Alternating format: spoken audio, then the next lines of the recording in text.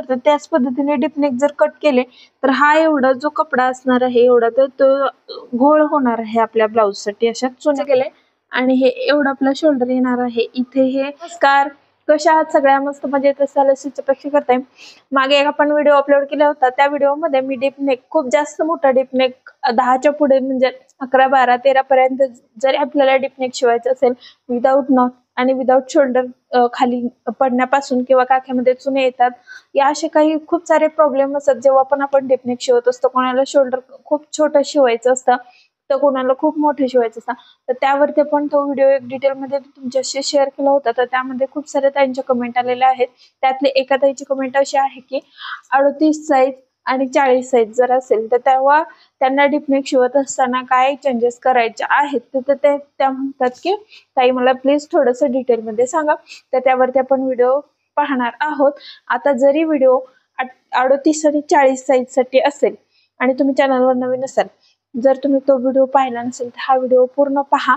यामध्ये सुद्धा मी बाकीची सुद्धा साईज मध्ये तुम्हाला कसं चेंजेस करता येईल यावरती सुद्धा मी माहिती सांगणार आहे. आणि जर तुम्हाला तो व्हिडिओ पाहायचा असेल तर आपल्या चॅनलला सबस्क्राईब करा आणि तो व्हिडिओ सुद्धा पाहू शकता चॅनलवरती जाऊन.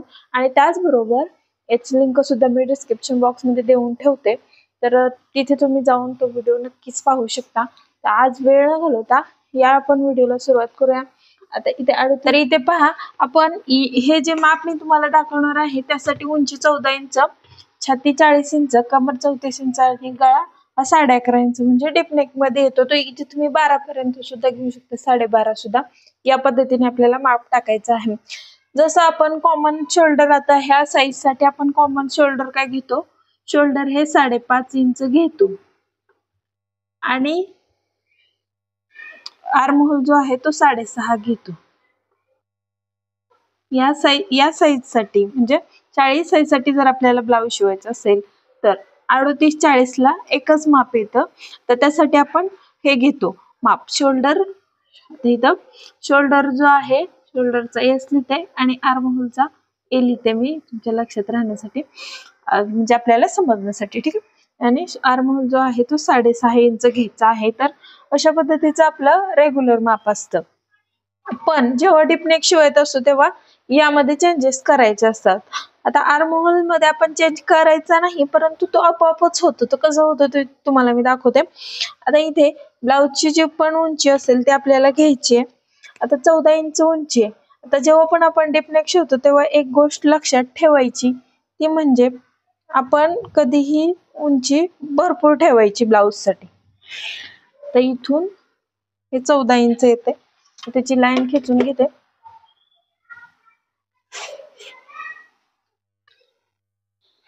हे 14 इंच. आता शोल्डर आपण नॉर्मल जेव्हा आपण कटिंग करतो ब्लाऊजचं, तर समजा 8-9 गळा असेल तर 8 पर्यंत, 8.5-9 पर्यंत आपण 5.5च शोल्डर ठेवायचं आहे. इथे पहा, जे शोल्डर आहे ते आपण इथे 5.5च ठेवायचे. बदल काय करायचे ते तुम्हाला मी पुढे सांगते. आर्म होल जो आहे तो आपला 6.5च राहणार आहे इथे. इथे पहा असं. या पद्धतीने जर तुम्ही डिपनेक शिवला आणि बघा फिटिंग मध्ये तुम्हाला जर काही प्रॉब्लेम येणारच नाही अशा पद्धतीने जर तुम्ही ब्लाऊजचे गळे टाकले शिवले तर. आता इथे बघा 40चा चौथा 10 इंच आपण इथे घ्यायचा आणि मार्जिन ह्या तुम्ही जे काही घेत असेल ते तुम्ही इथे घेऊ शकता. मी आता इथे 1.5 इंचाचं मार्जिन, मी रेग्युलर जे आपले कस्टमरचे ब्लाऊज स्टिच करत असते त्याला मी 1.5 इंचच मार्जिन ठेवते. तुम्ही सुद्धा ठेवत चला 1.5 इंचचं. 2 किंवा 1 ठेवण्यापेक्षा 1.5 इंच कधीही बेटर आहे मला असं वाटतं. तुम्ही तुमच्या चॉईसनुसार करू शकता. ठीक आहे. आता आपली कमर किती आहे 34 इंच, मग 34चा चौथा इथे 8.5 घ्यायचा. 1 इंचासाठी आपल्याला टक्स द्यायचे आहेत. टक्स देताना सुद्धा कशा पद्धतीने टक्स द्यायचा, त्यामुळे सुद्धा गळ्यावरती आपल्या टक्समुळे सुद्धा गळ्यावरती आपला प्रॉब्लेम किंवा त्याचा परिणाम होत असतो. तर त्याचा जर व्हिडिओ पाहायचा असेल तर नक्की कमेंट करा. टक्स कशा पद्धतीने त्यावरती सुद्धा मी तुम्हाला डिटेलमध्ये प्रॅक्टिकल करून दाखवेन. की गळे उतरतात पसरतात याच एक कारण आहे ते म्हणजे टक्स सुद्धा आहे. ठीक. आता अशा पद्धतीने मार्किंग करून घेतलं असंच आपल्याला ब्लाऊज वरती करायचं आहे. कपड्यावरती पाहण्यापेक्षा असं जर दाखवलं तर खूप छान समजतं सर्वांना असं मला वाटतं, त्यामुळे मी हे असंच दाखवते. आता इथे गळ्याची रुंदी जी आहे ती आपण नॉर्मल गळ्याला किती घेणार होतो, 2.5 इंच घेणार होतो. इथे पहा 2.5 इंच गळ्याची रुंदी आणि गळ्याची उंची जी आहे ती 11.5 इंच आहे. म्हणजे खूप मोठा डीप नेक आहे हा.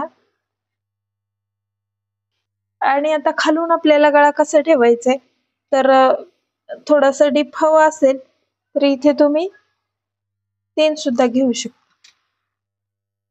ठीक आहे.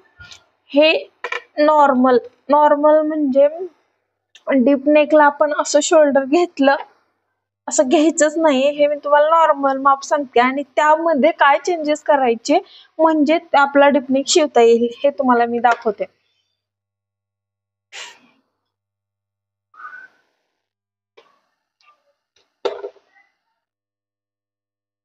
ते पहा, आता इथेच आपल्याला असा गोलाकार दिला की हा तयार झाला. आता हा नॉर्मल म्हणजे आर्म होलचं माप आहे आपला 1.25 इंच. आपण मागच्या साईडने मी 1.25 इंचाचा आकार देऊन घेत असते आणि पुढच्या साईडनी जो आहे तो 1.25 इंचाचा अशा पद्धतीने. आता हे झालं नॉर्मल माप, जे की आपण 10 पर्यंत 9.5 पर्यंत टाकू शकतो. परंतु आता पुढे काय करायचं ते तुम्हाला मी दाखवते. इथे पहा, हे जे शोल्डर आहे ते एवढा मोठा जर आपल्याला गळा घ्यायचा असेल तर तेव्हा आपल्याला शोल्डर 5.5 न घेता 5च घ्यायचे. म्हणजे इथे पहा, हे 5.5 न घेता 5च शोल्डर घ्यायचा आहे. आता शोल्डर 5 घेतला म्हणजे आपला आर्म होल सुद्धा बघा इथे येणार.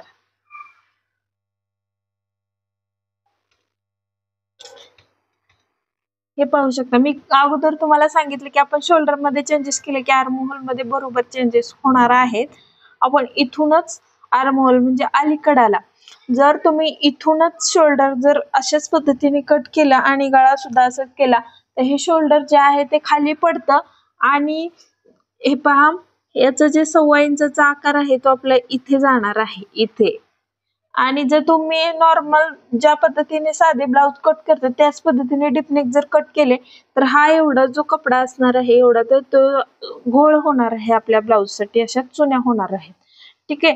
हे तुम्ही केलं, परंतु इकडे जर 2.5 इंच ठेवलं आणि नॉट जर लावायचे नाहीयेत तर तेव्हा आपल्याला इथे 2.5 इंच घ्यायचं नाही, इथे आपल्याला 2 इंच घ्यायचं. हा जो गळ्याची रुंदी आहे ती आपल्याला इथे 2 इंच घ्यायची.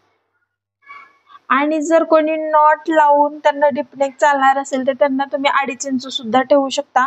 परंतु जर नॉट लावायचेच नाहीयेत आणि मग तरी सुद्धा आपल्याला डीपनेकच शिवायचा आहे तर तेव्हा तुम्ही 2 पावणे 2 सुद्धा घेऊ शकता. जसं आपल्या कस्टमरला ब्लाऊज पाहिजे त्यानुसार आपल्याला इथे चेंजेस करायचे आहेत. कारण नॉट लावल्यानंतर ब्लाऊज थोडा खेचला जातो, मग तो जवळ आपोआप येतो, हे जे गॅप आहे तो भरून निघतो.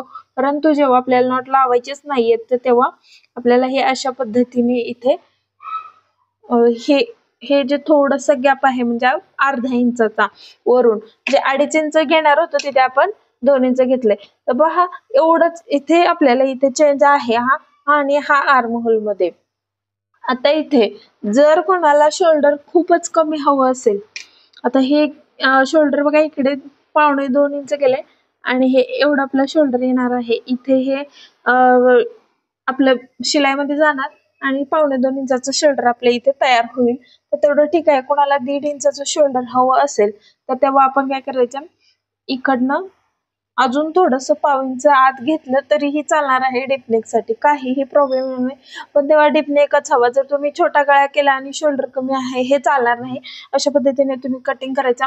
म्हणजेच आपल्याला किती घ्यायचंय, इथे शोल्डर जे आहे 5 इंच घ्यायचंय. मुंडा जो आहे तो आपल्याला 6.5 ठेवायचा आहे 38 किंवा 40 साईज साठी. आणि गळ्याची रुंदी जी आहे ती 2 इंच ठेवायची. आणि खालून आपल्याला डीप हवं असेल तर करू शकता. इथून आपल्याला 1.25 इंच आपल्याला ठेवायचं आहे, हे लक्षात ठेवायचं. अशा पद्धतीने जर तुम्ही डीपनेकचं कटिंग केलं तर अजिबात गळा सुद्धा उतरणार नाही आणि परफेक्ट ब्लाऊज बसणार. हे तुम्ही ट्राय करून बघा आणि नाही बसलं तर मला नक्की कमेंट करा, किंवा ह्या जो व्हिडिओ आहे यामध्ये तुम्हाला काही समजलं नसेल तरी सुद्धा मला कमेंट करा. मी नक्कीच अजून पुढच्या व्हिडिओमध्ये समजावण्याचा किंवा अजून एकदा तुम्हाला समजावून सांगेन. अजून कोणत्या साईजसाठी तुम्हाला प्रॉब्लेम आला असेल तर. आता मी सुरुवातीला तुम्हाला सांगितलं होतं की बाकी सर्वांसाठी सुद्धा तुम्हाला सांगणार आहे की कशा पद्धतीने चेंजेस करायचे आहेत. तर सेम ह्याच पद्धतीने सर्व साईजसाठी जे आपण चार्टनुसार, मी चार्ट सुद्धा अपलोड केलेला आहे आपल्या चॅनलवरती, त्यानुसार आपल्याला चार्टनुसार आपण जे शोल्डर जे गळारुंदी घेतो तर त्यामध्ये फक्त हे असे चेंजेस करायचे, बाकी काहीही करायची गरज नाही. इथे पाहू शकता आपोआपच ते आपलं खूप छान असं तयार होतं आणि छान शोल्डर गळारुंदी ब्लाउज सर्व काही आपलं व्यवस्थित बसतं. काखेमध्ये चुने सुद्धा येणार नाहीत.